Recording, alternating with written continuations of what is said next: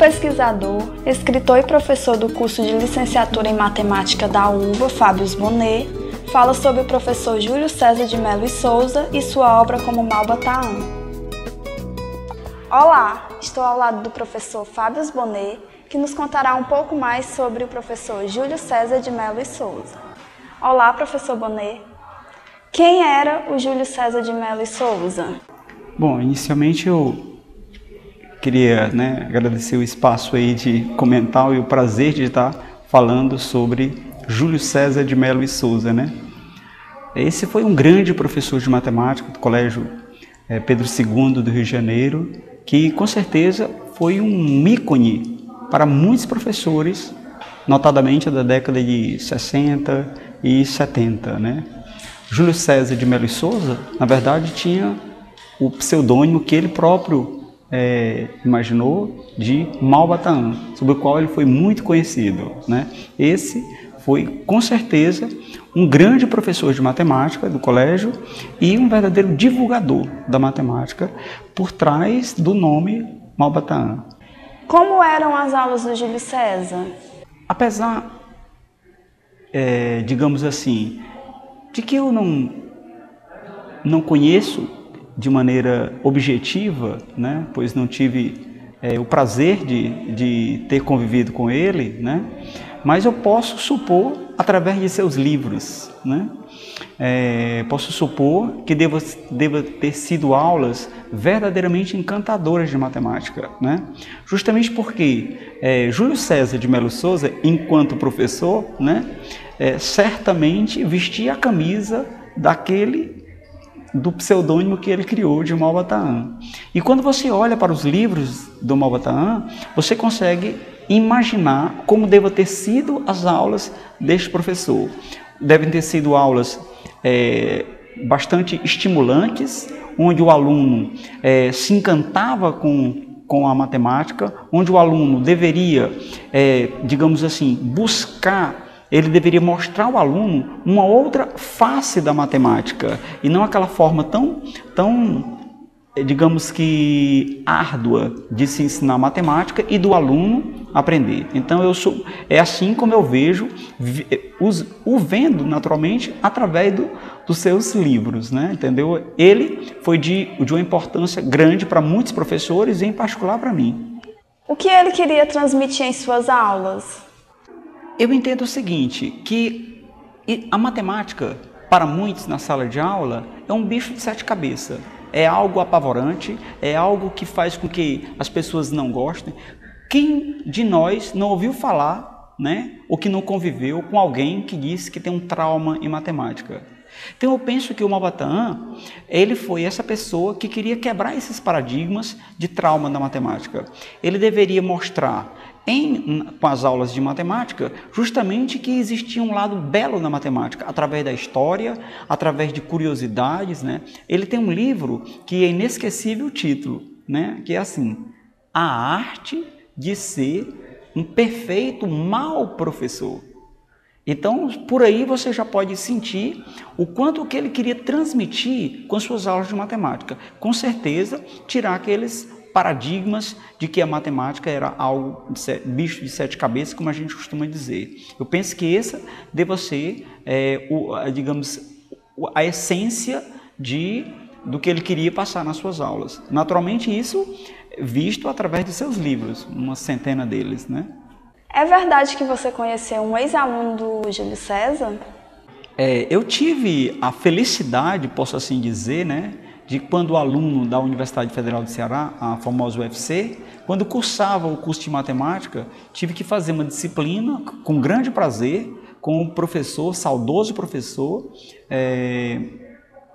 Enéas Botelho. Ele dava a disciplina Geometria Descritiva, no departamento de engenharia. E, felizmente, ao ser aluno dele, fiquei a saber de que ele tinha sido aluno do Malba-Tahan. Realmente, eu fiquei muito feliz com tal coisa, porque, na verdade, o Malba-Tahan exerceu sobre minhas aulas uma influência gigantesca, Um livro, por exemplo, famoso do Malba-Tahan, que aqui eu tenho comigo, que é esse as maravilhas da matemática, né? Então, eu, escrevendo agora um pouco sobre isso num livro que chama-se Confronto Didático, onde eu dediquei 2 páginas exclusivamente ao Maupassant, então eu chamo esse livro aqui de uma pérola para a matemática, né? Então eu considero que, então, se eu vi o Maupassant dessa maneira, né? Se ele influenciou muito as minhas aulas no início da minha carreira como professor, na minha carreira não, porque eu não consegui nem a correr, no meu andar, né? Mas eu diria que se eu vi o Maupassant dessa forma, ser aluno de um aluno, para mim era um grande prazer. Então eu não perdi essa oportunidade, né? O que ele contou sobre o seu professor? Olha, eu, na verdade, tive apenas assim um papo longo no primeiro momento, né, sobre com o professor Enéas sobre isso, né? Então, na verdade, do que eu posso me recordar, porque isso foi há 10 mil anos atrás, como eu costumo chamar, né? Então, na verdade, não dá para lembrar muita coisa, mas lembro plenamente, em linhas gerais, né, de que ele falava de quanto encantador era como professor, né, de quanto as suas aulas eram interessantes, enquanto ele contava histórias, né, da matemática, né, foi algo muito legal. E a influência sobre mim é tamanha que, ao ler o livro sobre um dos livros que o Maupassant falava, e foi nele que me inspirou a criação do primeiro laboratório de matemática, né? Então foi lá no livro do Maupassant e tal. Com essa ótica, encontrar um aluno do Maupassant foi um prazer, e ele realmente ele passou para mim a mesma ideia que eu tinha nos livros, né? Foi algo muito legal, né? Agora vamos falar do Júlio César enquanto escritor. Quantos livros ele produziu? A gente pode destacar que o Maupassant, né, ele foi escritor, enquanto Maupassant, de uma série de livros que não necessariamente na área da matemática. Do que sei, ele produziu, né, 113 livros. E que ainda na década de 80 eu tive a felicidade, né, de adquirir 13. Como eu dizia, faltava um para a coleção, era só colocar um. Então ele escreveu vários livros maravilhosos, né?